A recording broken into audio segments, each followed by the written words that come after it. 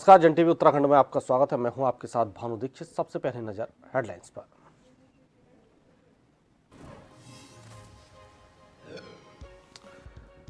दिल्ली में बीजेपी का 2 दिवसीय राष्ट्रीय अधिवेशन। मोदी बोले, हर बूथ पर पार्टी को बढ़ाने होंगे 370 वोट। 100 दिनों का चलेगा जनसंपर्क अभियान में सीएम धामी ने की शिरकत।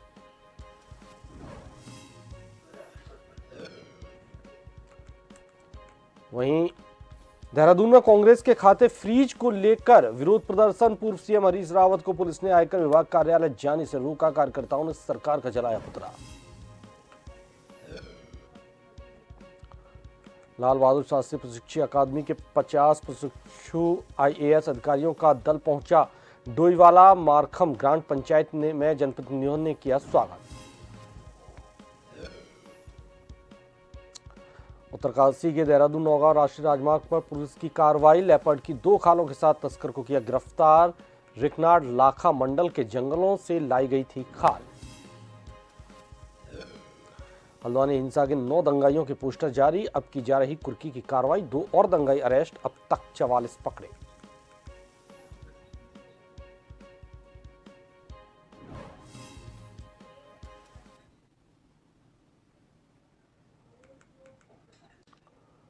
खबर है विस्तार से। दिल्ली के भारत मंडपम में बीजेपी का 2 दिवसीय राष्ट्रीय अधिवेशन चल रहा है। इस कार्यक्रम में पीएम नरेंद्र मोदी भी शामिल हुए। पार्टी अध्यक्ष जेपी नड्डा ने शॉल पहनाकर मोदी का स्वागत किया। पीएम ने कार्यकर्ताओं से कहा, हर बूथ पर पार्टी को 370 वोट बढ़ाने होंगे। 100 दिनों का जनसंपर्क अभियान चलाना है। भाजपा के पिछले 10 साल के कामों का भी प्रचार करना होगा। उधर जेपी नड्डा ने कहा, मोदी की गारंटी पर देश को भरोसा हुआ है। भाजपा की 17 प्रदेशों में सरकार है। हमने राजस्थान छत्तीसगढ़ जीता है, इस बार बंगाल में भी जीतेंगे। उत्तराखंड के मुख्यमंत्री सीएम धामी ने भी अधिवेशन में शिरकत की।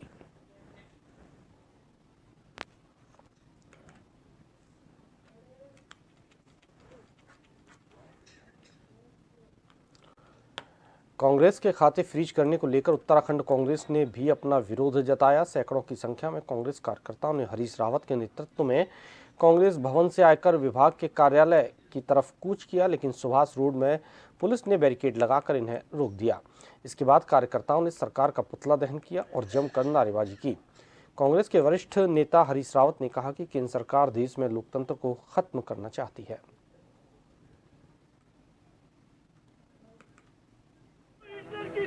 आपने जो है कांग्रेस के खाते सीज कर दिए।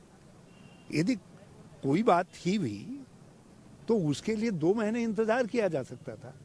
चुनाव के बाद भी तो जो है ये कदम उठाया जा सकता था।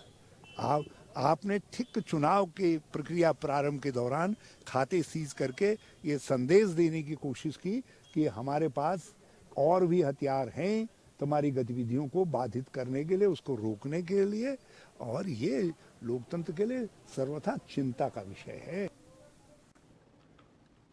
तो वहीं कर्णप्रयाग विधानसभा स्थित उत्तराखंड की ग्रीष्मकालीन राजधानी गैरसैंण में सत्र न कराए जाने को लेकर विपक्ष लगातार सवाल खड़े कर रहा है। विपक्ष इसे राज्य आंदोलन के शहीदों का अपमान बता रही है।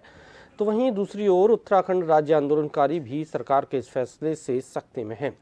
राज्य आंदोलनकारियों की हमेशा से मांग रही है कि कोई भी सत्र हो उसे देहरादून में आहूत न किया जाए, बल्कि सभी सत्र सरकार गैरसैंण में ही आहूत करे। हालांकि इस बार बजट सत्र गैरसैंण में न कराए जाने को लेकर सत्ता पक्ष के विधायकों के साथ साथ विपक्षी विधायकों के सुर भी गैरसैंण में सत्र न करवाने को लेकर दिखे।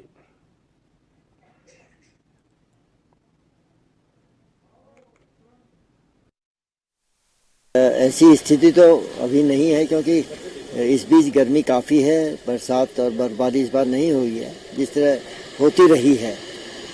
तो मुझे नहीं लगता कि ऐसी स्थिति पैदा होनी चाहिए थी, क्योंकि आज वहाँ पर गैरसैंण भराड़ीसैंण में मौसम बिल्कुल सही है और सत्र हो सकता था। लेकिन मुझे नहीं मालूम किन परिस्थितियों में क्योंकि हो सकता पिछली बार बरसात के कारण ठंड महसूस हुई होगी कुछ विधायकों को, तो इस कारण शायद ये हुआ है। लेकिन आज की स्थिति वहाँ पर ठीक है, मौसम ठीक है। अभी मैं 25-26 जनवरी को वहीं था भराड़ीसैंण में, उस समय मौसम काफ़ी ठीक था। लाल बहादुर शास्त्री प्रशिक्षु अकादमी के 50 सदस्यों का आईएएस प्रशिक्षु दल मारखम ग्राम पंचायत पहुंचा, जहां ब्लॉक अधिकारियों और जनप्रतिनिधियों ने उनका स्वागत किया। खंड विकास अधिकारी उर्मिला बिष्ट ने प्रशिक्षु अधिकारियों को मतदान की शपथ दिलाई। इसके बाद प्रशिक्षु दल मनरेगा समेत विभिन्न विकास कार्यों का मुआयना करने गांव की ओर रवाना हो गया।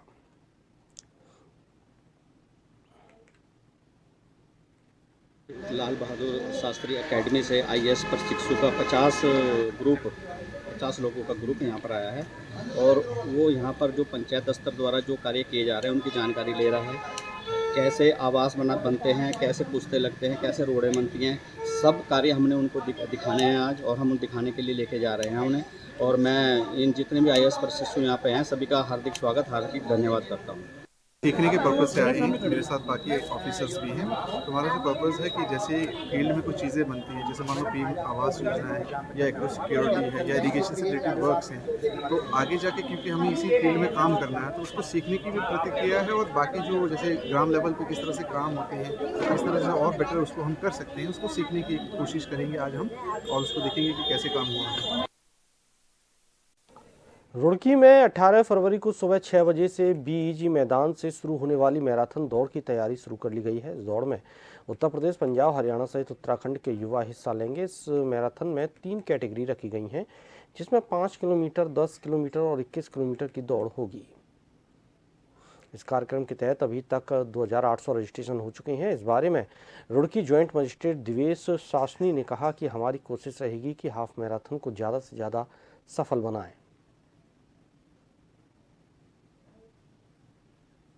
उससे रिलेटेड जो कल हमारी रुड़की हाफ मैराथन हो रही है 21 किलोमीटर्स की, वो स्टार्टिंग पॉइंट है हमारा बीजी पवेलियन ग्राउंड। अभी तक हमारे 2800 रजिस्ट्रेशन हो चुके हैं एंड ये मैराथन में 3 कैटेगरीज है, 5 किलोमीटर, 10 किलोमीटर और 21 किलोमीटर।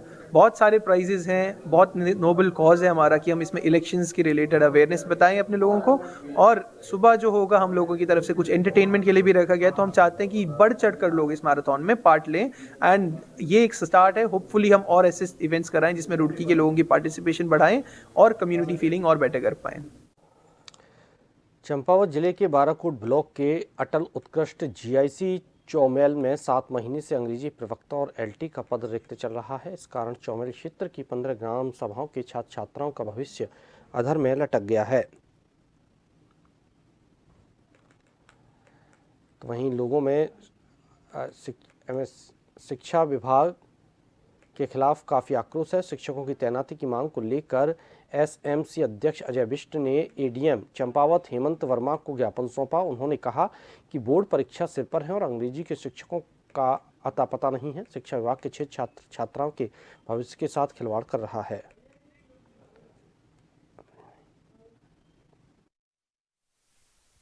मैं आज माननीय अपर जिलाधिकारी चंपावत जी के माध्यम से मिला और मैंने अपने चौमेल जीआईसी की जो समस्या थी कि अटल उत्कृष्ट है, इंग्लिश मीडियम है, लेकिन वहाँ अंग्रेजी के अध्यापक दोनों नहीं हैं। इसमें बच्चों की पढ़ाई पूरी तरह से प्रभावित हो गई है, बल्कि पिछले साल ही लगभग 70-80% रिजल्ट अंग्रेजी विषय में खराब रहा। उसके बावजूद इतनी बड़ी लापरवाही, ये कोई अच्छी बात नहीं है। तो वहीं उत्तरकाशी में काफ़ी समय से शांत बैठा श्रम विभाग एक बार फिर एक्टिव हो गया है। कई साल से श्रम विभाग में कार्यक्रम के नाम पर सिर्फ कागजी कार्रवाई की जा रही थी। पहली बार उत्तरकाशी में श्रम विभाग ने उत्तराखंड सरकार के श्रम कार्ड की मुहिम छेड़ते हुए सभी क्षेत्रों में शिविर का आयोजन किया। पहले जिस तरह से उत्तराखंड सरकार से लेकर भारत सरकार श्रमिकों के लिए जॉब कार्ड बना रही थी, वहीं पंजीकरण को लेकर श्रम विभाग लगातार नींद में सोया हुआ था। उत्तरकाशी के तमाम तहसीलों में श्रम विभाग द्वारा लगभग 7000 लोगों के पंजीकरण कर दिए गए। शिविर के दौरान स्वास्थ्य चेकअप सहित सभी श्रमिकों को ऑनलाइन फॉर्म भरवाकर सभी को रजिस्ट्रेशन करवाने के लिए जागरूक किया जा रहा है।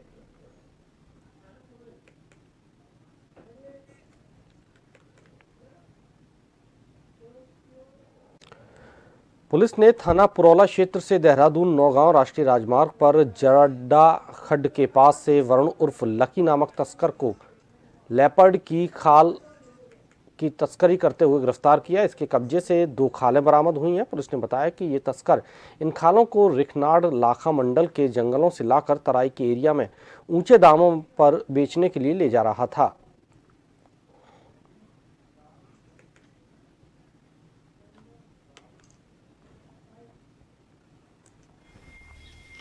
कल जनपद उत्तरकाशी में हमारी टीम ने एक बड़ी सफलता अर्जित की है। कल हमने एक युवक जिसका नाम है वरुण उर्फ लक्की, ये निवासी है नाड़ा लाख मंडल का 29 वर्षीय है। इसको डामटा नौगांव राष्ट्रीय राजमार्ग पर घर दबोचा है। ये एक संयुक्त ऑपरेशन है जिसमें हमारी एसओजी की टीम, थाना पुरोला की टीम और वाइल्ड लाइफ की टीम ने ये जॉइंट ऑपरेशन में इस व्यक्ति को 2 तेंदुए की खालों के साथ पकड़ा है।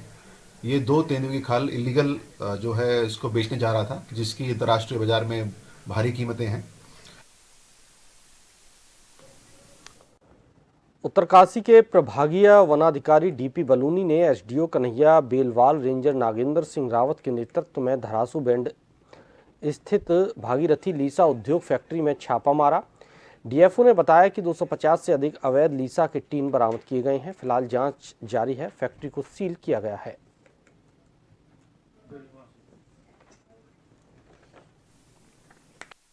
एक हमारा एक कल्याणी में है, उनका जो संयंत्र लगा हुआ है, तो ये हमें मुखबिर से भी सूचना मिली थी और हमारे जो वन संरक्षक भागीरथ महोदय हैं उनके द्वारा भी हमें सूचना दी गई कि इस तरह से कुछ जो है चोरी का लीसा वहाँ पे आ रहा है।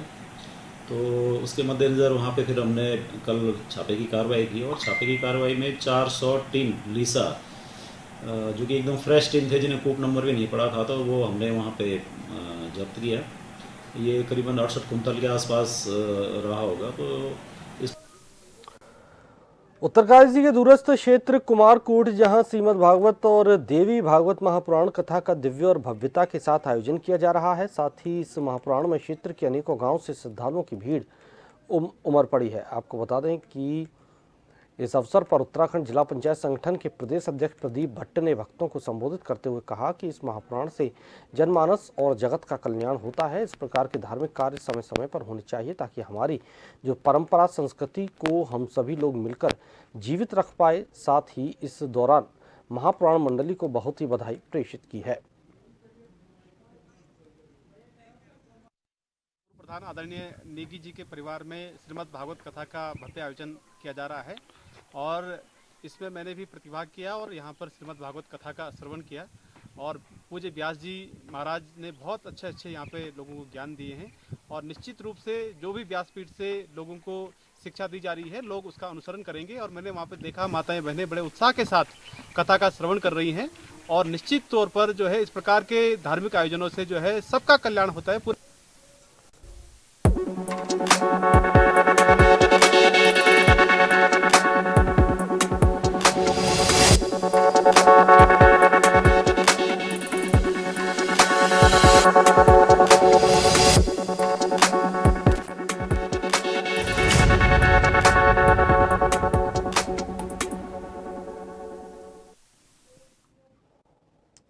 ब्रेक के बाद आपका स्वागत है। आगे बढ़ते हैं। नैनीताल जिले के रामनगर विधानसभा के पीरू मदारा चौकी क्षेत्र स्थित पार्वती कुंज में बीते 4 जनवरी को चोरों ने बंद घर का ताला तोड़कर नकदी और कीमती सामान पर हाथ साफ कर दिया। पार्वती कुंज निवासी आनंद सिंह ने पुलिस चौकी पीरू मदारा में तहरीर में कहा था कि वो 31 दिसंबर को बंद घर करके अपने गांव गए थे। 4 जनवरी को वापस लौटे तो घर के ताले टूटे मिले। घर से 10,000 रुपये की नकदी, एक लैपटॉप, कैंटीन की शराब और अन्य सामान चोरी हो गया। पीड़ित ने बताया कि 1 माह बाद भी चोरी का खुलासा नहीं हो पाया है।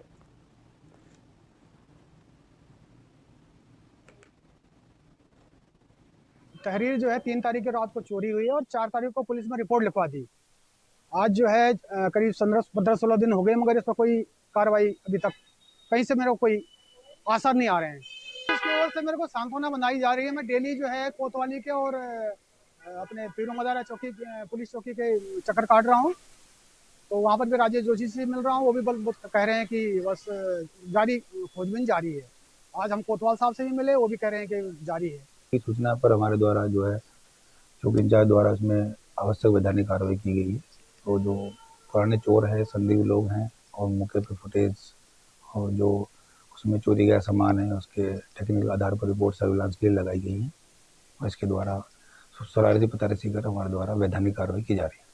चोरी घटना को रोकने के लिए हमारे द्वारा समय समय पर गश्त और जागरूकता भी की जाती है। जो लोग घर से बाहर जा रहे हैं तो कम से कम अपने नियर डियर कुछ वहाँ सुरक्षा व्यवस्था रखें, क्योंकि हर जगह पुलिस की गश्त भी संभव नहीं है और कैमरे भी लगाए जाने संभव नहीं है। तो अक्सर जो चोर है बंद घरों में जब ताला लगा होता है तो उनके लिए इनविटेशन भी होता है, मेरा अनुरोध है कि अगर वो जाएं तो पुलिस विलुप्त हो रहे गिद्धों के झुंड दिखाई देने से लोहाघाट क्षेत्र के पर्यावरण प्रेमियों के द्वारा खुशी जताई गई। पर्यावरण प्रेमियों ने कहा कि गिद्ध विलुप्ति की कगार पर पहुंच चुके थे, लेकिन एक बार फिर से गिद्धों के झुंड दिखाई देना शुभ संकेत हैं और ये पर्यावरण के लिए काफ़ी अच्छी बात है।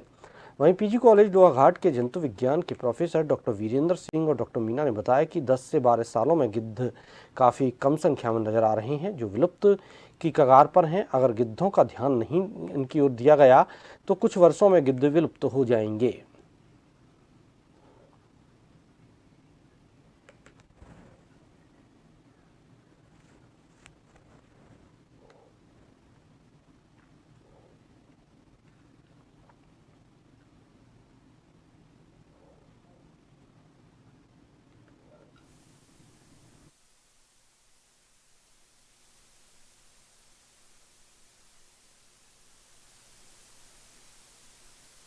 कि सर ने भी आपको बताया, मैं उसी में थोड़ा सा और ऐड कर दूंगी कि ये वल्चर जो होते हैं ये पर्यावरण के सबसे अच्छे मित्र होते हैं जो फ्री में अपनी सेवाएं देते हैं और पूरे पर्यावरण को क्लीन करते हैं, जिसकी वजह से हम एक दूषित वातावरण में रहने से बचे रहते हुए हैं और बीमारियों से बचे रहते हैं। अब सर ने इसके रीजन बताया इसके विलुप्त होने के, वो सारे रीजन जैसे कि इनके आवासों का नष्ट होना है और ये कई प्रकार के क्लाइमेटिक चेंजेस हैं, चाहे वो टेम्परेचर बेस्ड हो, चाहे वो किसी बायो इंसेक्टिसाइड्स हो, सॉरी पेस्टिसाइड्स का जो एग्रीकल्चर में यूज हो रहा है या कैटल के लिए या जितने लाइफ स्टॉक्स हैं उनके लिए जो दवाइयाँ यूज हो रही है आजकल वेटनरी में, उनकी वजह से भी क्योंकि ये इन्हीं के सड़े हुए मांस को या इन डेड बॉडीज को खाते हैं और ये दवाइयाँ या ये मेडिसिन इनके शरीर में जाता है तो ये इनको हानि पहुंचाता है, इनकी डेथ का रीजन बनता है। अभी जो देखने को मिला एक अमेजिंग थिंग, विशेष चीज ये मिली कि ये दोबारा जो है देखने को मिला है। तो पहले तो ये समझना चाहिए कि ये गायब क्यों हो रहे हैं। तो कोई भी एनिमल हो, प्लांट हो, उनके गायब होने के 2-3 रीजन होते हैं। एक तो उनका जो फूड हैबिटेट है, जैसे जो आवास है जहाँ रहते हैं वो, उसका कहीं कहीं उजड़ जाना, चाहे वो जंगल हो, रॉक हो, तो कहीं कहीं आदमी की ह्यूमन एक्टिविटीज के कारण ये नुकसान हुआ। उत्तराखंड में हल्द्वानी के बन भूलपुरा इलाके में हुई हिंसा के मामले में पुलिस ने मास्टरमाइंड अब्दुल मलिक और उसके बेटे अब्दुल मुईद की संपत्ति कुर्क कर ली। पुलिस ने घर का दरवाजा तोड़कर सारा सामान जब्त किया। मास्टरमाइंड अब्दुल मलिक और उसके बेटे अब्दुल मुईद के खिलाफ लुकआउट नोटिस जारी किया गया है। वहीं हल्द्वानी में हालात में सुधार को देखते हुए प्रशासन ने गुरुवार को बन भूलपुरा इलाके को छोड़कर शहर के बाकी हिस्सों में से कर्फ्यू हटा लिया। 8 फरवरी को बन भूलपुरा में अवैध रूप से बनाए गए मदरसे और धार्मिक स्थल को तोड़ने के दौरान हिंसा हुई थी। लोगों ने अवैध कब्जा हटाने की कार्रवाई में जुटे नगर निगम कर्मचारियों, पुलिसकर्मियों पर पत्थर और पेट्रोल बम फेंके थे।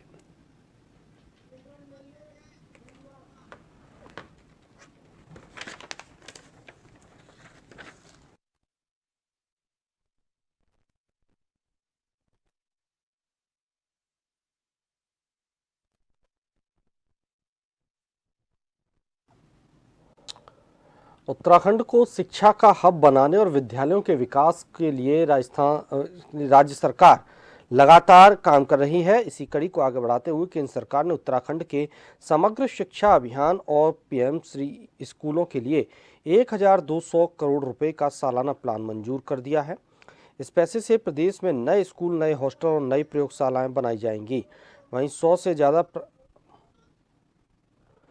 से ज़्यादा प्राइमरी स्कूलों के लिए इमारतें भी बनाई जाएंगी। कांग्रेस की मुख्य प्रवक्ता गर्मा दसोनी का कहना है कि भाजपा की योजनाएं काफ़ी चमकदार होती हैं। भाजपा की योजनाएं घोषणाओं में कुछ और धरातल पर कुछ और ही निकल कर आती हैं।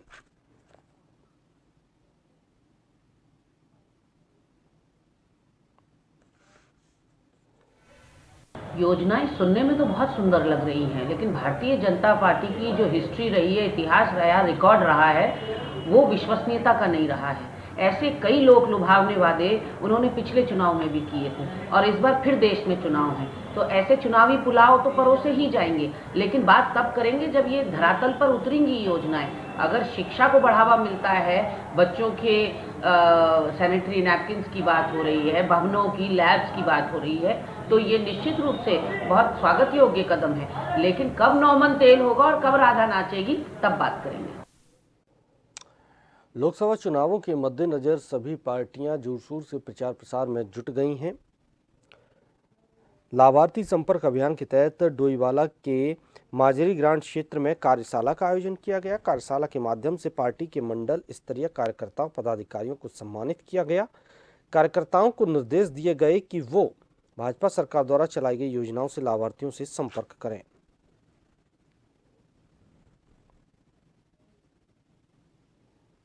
राष्ट्रीय नेतृत्व की तरफ से जो हमें निर्देशित किया गया है कि अब की बार 400 पार का जो हमने लक्ष्य रखा है, ये इसी के निमित्त जो है आज लाभार्थी सम्मेलन जो है प्रत्येक मंडल में जो है किए जा रहे हैं। और हमें जो है निर्देश दिए गए हैं कि हमें प्रत्येक मंडल में प्रत्येक बूथ पर जा करके लाभार्थियों से संपर्क करना है और उन्हें जो है नरेंद्र मोदी जी की नीतियों के बारे में बताना है और उनको जो है उनसे वही जो है लाभार्थी हैं जो इस बार जो है निर्णायक वोटर साबित होंगे, जिस कारण से जो है भारतीय जनता पार्टी 400 पार के लक्ष्य को प्राप्त कर सकेगी। इसमें लगभग 25 करोड़ लाभार्थी जो है केंद्र सरकार द्वारा जो है इनको लाभ दिया गया है और उसमें से लगभग 6 करोड़ लाभार्थियों के घर घर तक जाने का कार्यक्रम जो है भारतीय जनता पार्टी ने बनाया है, जिनको जाके हम लोग हमारे कार्यकर्ता जो है बताएंगे। लगभग 25 लाख कार्यकर्ता पूरे देश भर में जो है भारतीय जनता पार्टी के कार्यकर्ता घर घर जाएंगे और अवगत कराएंगे लाभार्थियों को जो है आप इस योजना से लाभान्वित हो रहे हैं।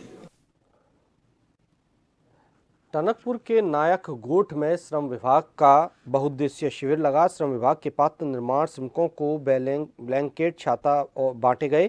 लगभग 400 से अधिक पात्र निर्माण श्रमिक मौजूद रहे। श्रम विभाग के अधिकारी राबिया परवीन ने बताया कि आगे भी श्रम विभाग को सामग्री उपलब्ध होने पर अन्य जगहों पर कैंप लगाकर वितरण की जाएगी।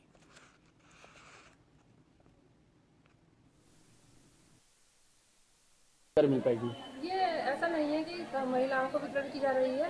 जो भवन एवं अन्य सन्निर्माण कर्मकार अधिनियम कल्याण बोर्ड द्वारा जो पंजीकृत निर्माण श्रमिक होते हैं, ये सामग्री उनके लिए वितरित की जा रही है। और ये माननीय मुख्यमंत्री जी हमारे धामी जी द्वारा ये सामग्री वितरण के आदेश है और इसलिए ये सामग्री आज यहाँ पर लगभग 400 निर्माण श्रमिकों को हम सामग्री वितरण करेंगे। बिल्कुल सर, जैसे जैसे हमारी सामग्री हमें प्राप्त होती रहेगी, हम वैसे ही अन्य ग्रामीण क्षेत्रों में और जहाँ जहाँ हमारे पात्र निर्माण श्रमिक हैं, हम सबको सामग्री वितरण करेंगे। और आखिर में एक नजर हेडलाइंस पर। दिल्ली में बीजेपी का 2 दिवसीय राष्ट्रीय अधिवेशन। मोदी बोले हर बूथ पर पार्टी को बढ़ाने होंगे 370 वोट। 100 दिनों का चलेगा जनसंपर्क अभियान। सीएम धामी ने भी की शिरकत। देहरादून में कांग्रेस के खाते फ्रीज को लेकर विरोध प्रदर्शन। पूर्व सीएम हरीश रावत को पुलिस ने आयकर विभाग कार्यालय जाने से रोका। कार्यकर्ताओं ने सरकार का जलाया पुतला। लाल बहादुर शास्त्री प्रशिक्षु अकादमी के 50 प्रशिक्षु आईएएस अधिकारियों का दल पहुंचा डोईवाला। मारखम ग्राम पंचायत में जनप्रतिनिधियों ने किया स्वागत। मतदान की दिलाई शपथ। उत्तरकाशी के देहरादून नौगांव राष्ट्रीय राजमार्ग पर पुलिस की कार्रवाई। लेपर्ड की 2 खालों के साथ तस्कर को किया गिरफ्तार। रिखनाड़ लाखा मंडल के जंगलों से लाई गई थी खाल।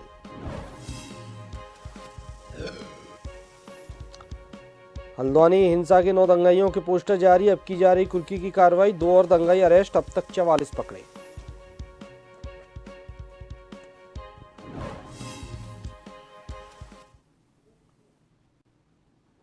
इसके साथ इस बुलेटिन में फिलहाल इतना ही। आप देखते रहिए जन टीवी।